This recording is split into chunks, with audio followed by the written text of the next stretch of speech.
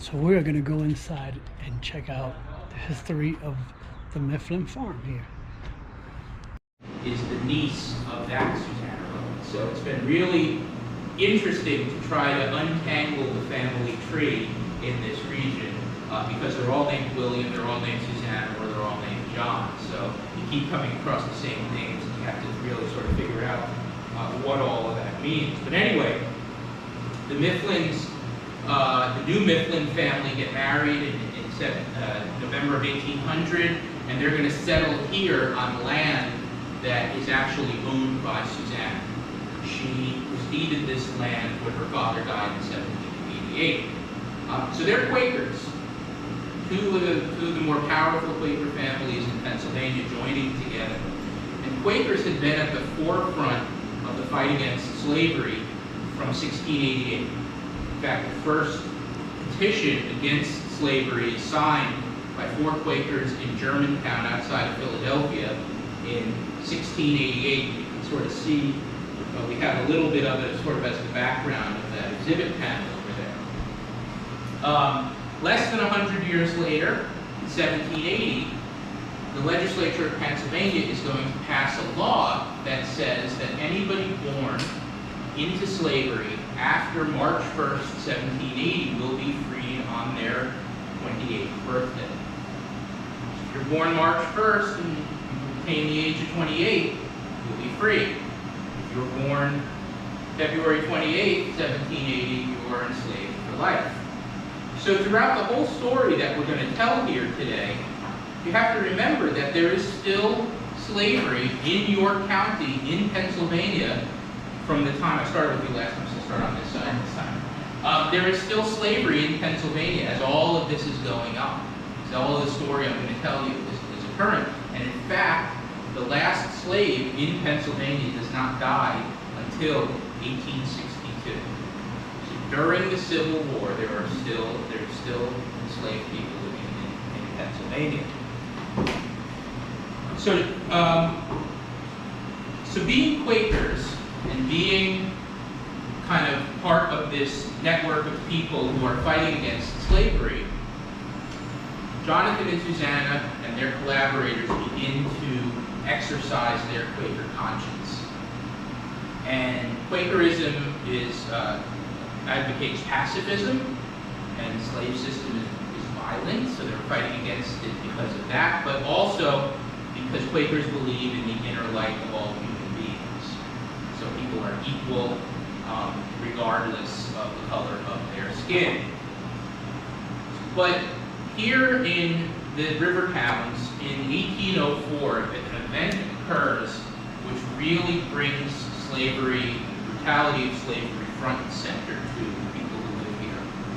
In 1804, a man in Columbia named Thomas Boone buys the time of a young black boy from Harrisburg. And when I say buys the time, it means that he's buying the time until the boy turns 28 years old.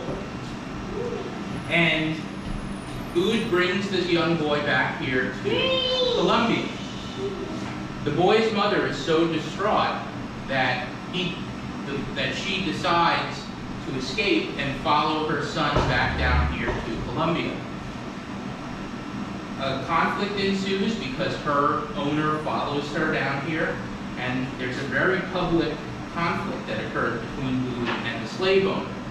Boone ends up buying the enslaved woman and reuniting the family. This is thought to really galvanize the community here because for the first time they can see how the breakup of a family is affecting them. And this starts people like Jonathan Mifflin and their collaborators in becoming more active in the Underground Railroad. One other way that Quakers would fight against slavery is to buy the time. So Thomas Boone is doing it, Jonathan Mifflin is doing it. We see here an advertisement that Jonathan Mifflin places in a York newspaper about 1804 for a man named Stephen Jones, who he has purchased and is trying to teach a trade. The Mifflins also open their home to a woman named Harriet Lee, who lives lives here for a time as a domestic. She is of mixed race.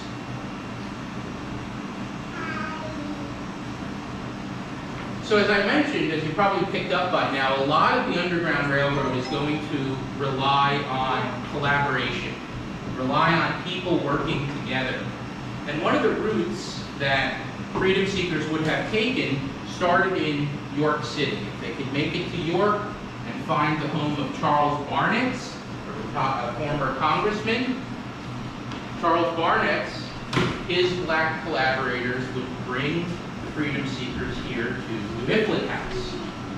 They would stay here for a number of days and then be passed into the care of a man named Robert Loney. Robert Loney is a free black man who operated a rowboat across the river between Wrightsville and Columbia, and he would row freedom seekers across the river by night. From there, Robert Loney would pass the freedom seekers into the care of William Wright, Susanna's brother, or a man named Stephen Smith. Stephen Smith is the wealthiest black man in America, one of the wealthiest black men in America at the time. He owns and operates a lumber yard right along the riverfront. And Stephen Smith has factored into our story already because he is the young black boy that Thomas Blue advised the time of. He also later marries Harriet Lee. So when I say that there are people who knew each other, people that are all connected, oh, and by the way, I neglected to mention that Thomas Booth is married to Susanna's sister. So they're all, you're not going to turn in your neighbors, you're not going to turn in your family. That's how this trust is built, and that's why these people are working together. So, 3 of the stories that we have of freedom seekers seeking refuge in this home happen right here in this room. One is of a man named Perry Wilkinson, a freedom seeker from Maryland, who arrives one night and he is placed here in the parlor. All of the stories we have of freedom seekers here at this house happen here in the parlor. So people are not hidden in basements, cellars, crawl spaces, attics, barns. They were guests of the Mifflins. I think it also says a little bit about the status of Jonathan and Susanna Mifflin. They know everybody, and they are leaders of the community. They are not afraid of being caught doing this. But anyway, Perry Wilkinson is here in the parlor. The Mifflins go up to bed, and all night they can hear Wilkinson pacing back and forth over the wood floors. And in the morning, the Mifflins come down and they say to Wilkinson, what was going on last night? And he confessed that all night he was pacing back and forth, trying to make the decision whether he should go back to his family or he should continue north. He's having some of the same struggles that Pennington is having about that decision to escape. And ultimately, he decides to continue on north. Another story that we have, and these stories come from Samuel Mifflin, Jonathan and Susanna's son. Another story that we have is from Samuel, is about 3 generations of freedom seekers that find refuge here. A grandmother, a mother, and a grandson all spent the night here. And that's uncommon, because many times you see people that are escaping slavery are young, single men who could move quicker, who didn't maybe have as many attachments on the plantation. But here you have 3 generations led by women and a child who is included too. The most powerful story, I think, comes from Samuel on a night in 1840. His mother has died in 1829. His father is still living here in the home. And Samuel is coming home one night, and as he approaches the house here, he notices that all the shutters are closed. And he thinks to himself that that's strange. But he walks into the house, he walks in the door, and he turns the corner, and here there are 13 strangers staring back at him. And it's 2 families of freedom seekers, 13 in total, mothers, fathers, children, who are found and brought here to the Mifflin House. And it had been raining for days, and the level of the river had risen significantly. So these freedom seekers could not make it across with Robert Loney. So they have to stay here for 2 nights, and they keep the shutters closed the whole time. It's really dark in here, but they keep an oil lamp burning for them. And on the 3rd night, the level of the river goes down. These freedom seekers head down towards Robert Loney and are able to safely make it across. But we lose them, their story after that. We don't know what happened to them. We think that they made it to freedom because there's no story around that time of 13 freedom seekers being kidnapped, captured. But it just shows kind of the tenuous nature of the Underground Railroad and the history that we have. We have no idea their names, where they came from, where they went, but they enter the historical record for just a brief moment, and we can tell their story. You might be asking, let me see if I have another picture. You might be asking, why row across the river? I said we had the longest covered bridge in the world. Why are you rowing people across the river? Well, because the bridge was dangerous. There were some escapes on the bridge, but slave catchers know this area, know to keep an eye out for the bridge. The other thing to think about is here's a picture of a covered bridge. We can't say for sure if this is the covered bridge, but it is a covered bridge. And if you were on this covered bridge and somebody started to apprehend you, where could you go? All you can do is straight. There's nowhere to get off on either side. So the bridge is dangerous. On the back of this, I'll pass this around. This is the covered bridge that stretched between Wrightsville and Columbia that was burned by the federal forces 162 years ago yesterday. 162 years ago today, this bridge is still smoldering. There's one other famous person that spends the night here, and that's a man named Charles Torrey. And Charles Torrey is a white New Englander who makes trips down into the South to try to encourage and help enslaved persons to seek their freedom. It's said in some cases that Charles Torrey may have helped more freedom seekers than Harriet Tubman. But he and Samuel Mifflin know each other. They probably travel in some of the same circles. And one night in the 1840s, Charles Torrey is making a journey down to Baltimore and spends the night here with Samuel Mifflin. Next morning he wakes up, heads on his journey, and when Torrey gets to Baltimore, he's arrested. Arrested for helping enslaved persons escape. He's going to die in jail of tuberculosis, a martyr to the cause. But he spends his last night of freedom here in the Mifflin House with Samuel Mifflin. Samuel Mifflin is going to sell the house in 1846. He's a railroad bridge engineer, and more opportunity for him elsewhere. But he is going to remain active in anti-slavery and abolitionist politics and circles through the Civil War. And here in York newspaper, there's an abolition ticket for the Free Soiler Party, the third party that advocated abolition. And about a third of the way down on the list of electors is Samuel W. Mifflin. So we know that he was active in politics. That might be how he met Charles Torrey. So finally, this house is going to serve one more event in the fight for freedom. And that's going to be on June 28, 1863. The Confederates had invaded Pennsylvania in mid-June, and on the morning of June 28, the city of York surrenders to a Confederate division. A brigade of Confederates, about 1,200, 1,800 strong, come out here to Wrightsville with the intent of capturing the bridge. Federal leadership knows that this bridge is going to be a major target. So as early as June 24th, they're going to set people into digging entrenchments to protect the bridgehead across the river. The main line of federal entrenchments is going to, we believe, run through the intersection that's now 462 and Cool Springs Road. and then it would have bent back towards the river, so it's sort of like a horseshoe. It is quite possible, we're doing research to determine whether some of those entrenchments that bent back towards the river actually ran through our farm. But at about 4:30 in the afternoon on June 28th, the Confederates are going to appear on the west end of town. They're going to unlimber their artillery and begin shelling the Federal defenses.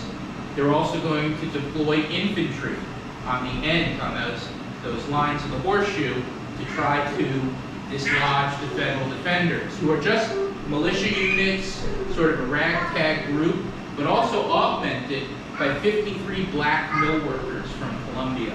There are 53 black mill workers who come and help dig the trenches, but then also get guns and fight just south of the intersection.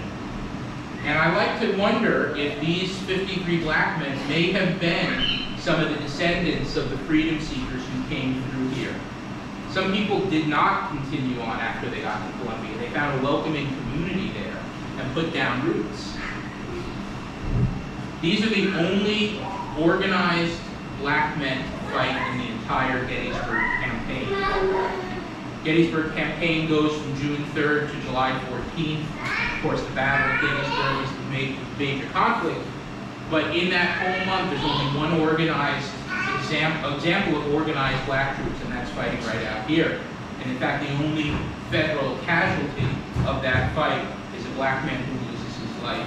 Is decapitated by a cannonball somewhere south of here. And his identity is not known. So that's the story. Two of the nationally important stories that as we continue to build the Susquehanna Discovery Center at Heritage Park, these are the stories that we can elevate. And these are the stories that we can connect to other places in our heritage area. So a lot of work has been done in the last 2 decades to elevate this Underground Railroad story. You have the William C. Goodrich Underground Railroad Freedom Center in Philadelphia Street in New York. Within a year, you're going to have the Thaddeus Stevens and Lydia Hamilton Smith Center for History and Democracy in downtown Lancaster. There are efforts to build an Underground Railroad Museum in Columbia.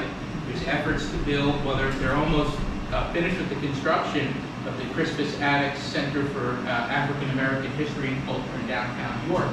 And we're right in the middle of it. So as we continue this work to build out this Discovery Center, we'll be working with those organizations, we'll be joining with them and creating an experience where people can come and discover what makes this region important. So thank you very much. I'm happy to answer any questions and talk about the project. You're more than welcome to wander around and view some of our exhibit panels. If you learn something new, I invite you to maybe write on a post-it note. We have a board in the hallway over here. We're just trying to figure out if people are learning anything new or have any lingering questions, because as we continue to build out the interpretation, we want to make sure that we are, that people are learning from this. People are learning something new. So if you learn something, please write it down. Thank you. You know, like, they're very modest people that don't like to brag. So this is the room where a lot of the freedom seekers would come to and gather here. So right now we're only able to access just the first floor. Looks like the second floor is off limits for now, but I'm sure in the future that'll be available. So you can look at down to the basement. I'm sure that's a closet as well. That John Smith map that is from 1627. So he has a nonprofit now, the Friends of our collection, and they're working to preserve it. So I hope you enjoyed the tour inside of the Mifflin House here and the property of the farm here as well. And such amazing history. I learned so much. I didn't know that there was underground. I knew some of it was in the Lancaster County side, but I wasn't aware that there was also Underground Railroad history here. obviously also Civil War history. So with that, I hope you enjoyed coming out with me today, and as always, go create your own adventure, and I'll see you at the next location.